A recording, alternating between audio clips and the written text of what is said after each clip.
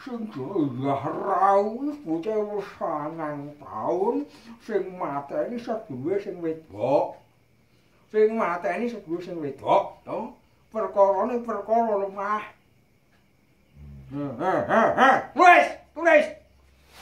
Oh.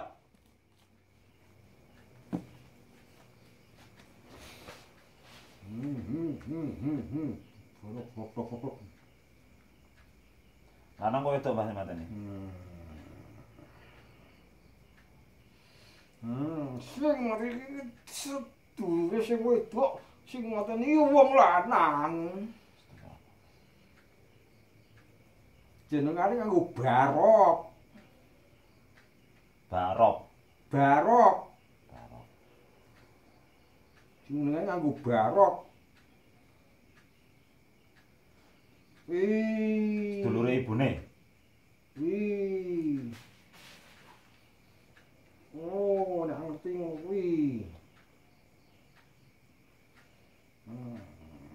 Ora taun pateni, opo wae ora getun wong tuane. Wis. Domongno kono. Nggih, nggih. Nggih, Mbah. Men dirangket e.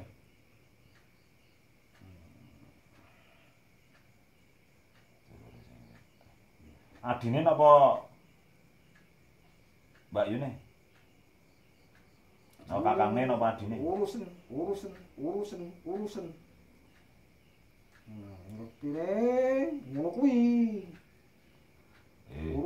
Urusen. Nuwun. Gamblang.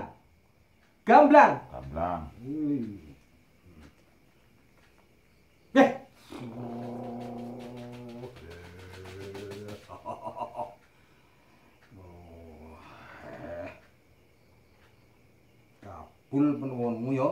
Nggih.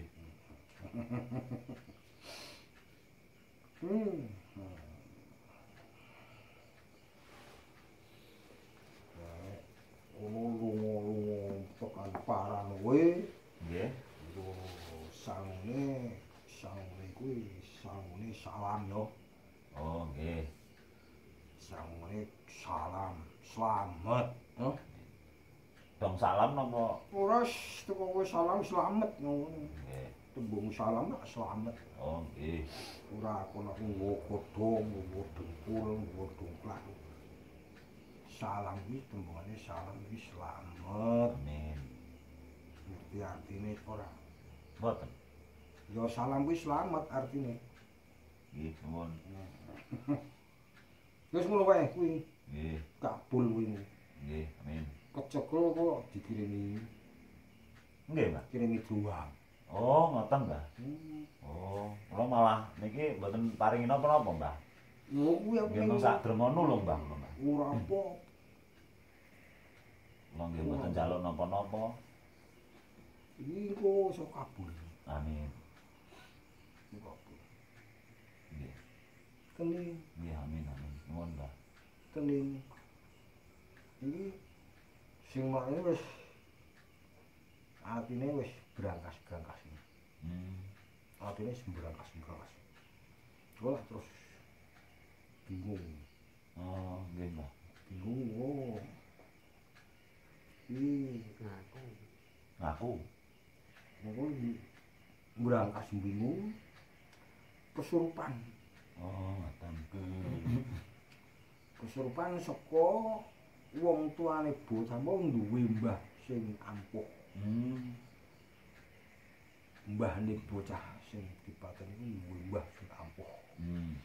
Sing wis sekti elmune katut nang kuburan.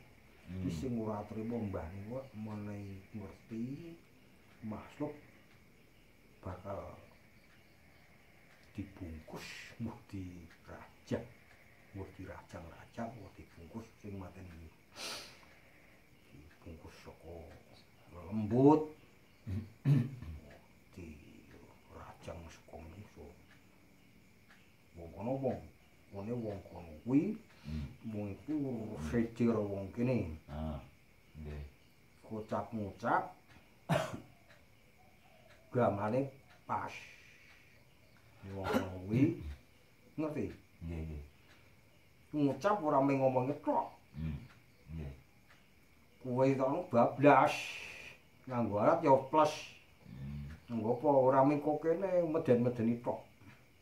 Kono kuwi main watake ngono kuwi. Jejero wong kene. Wong kene modele nang tengah. Ora ono kudu nang geger. Nggih. Don duwe tengah. Lak Jawa Tengah. Nggih, Pak. Jero kuno. Oh, kamur ya kono yo. Kamur. Nggih. Kalimantan ini. Oh, kamur nggih. Kamur. Nggih. Kamur yo padha wae kaku. Oh. Kamur, kaku. Senengane golek-golek perkara nek nesu ya kuwi mau ora encak-encakan. Aku wis melu wae. Nggih, nuwun. Kowe kan ngerti ora? Sinten, Mbak? Aku iki putu. Oh, Mo, ngoten. Nggih.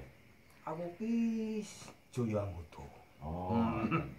Nggih, nggih. Tak tuti terus iki. Oh, Jaya ngoten. Anggota. Ngetutke iki putu. Nggih, nggih. Lah nek kula, Mbak.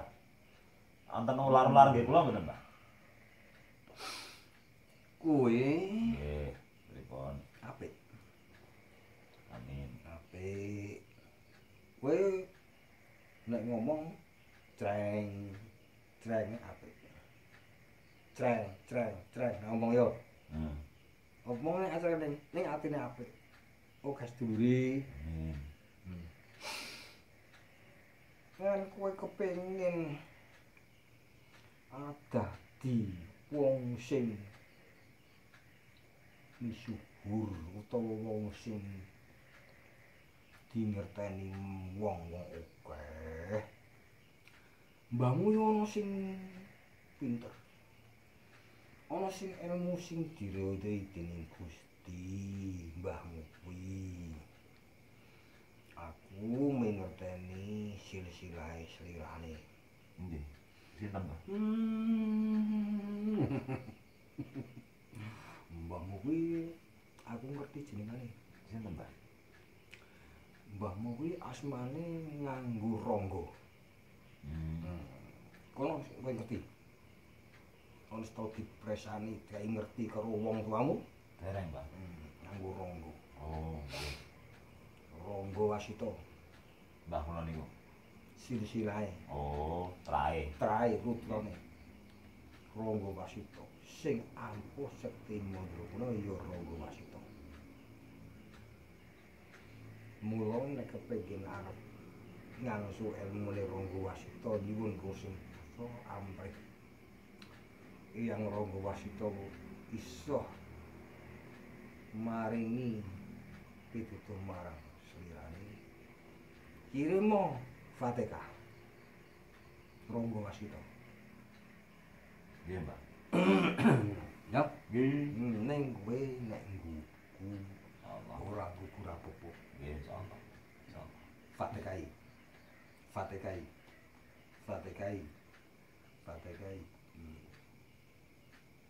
Disuwun pangapura. Rangga wasita, ngerti? Nggih. Wis cukup mini. Nggih, matur suwun. Aku tak nomburi tutuku. Nggih. Aku. Nggih.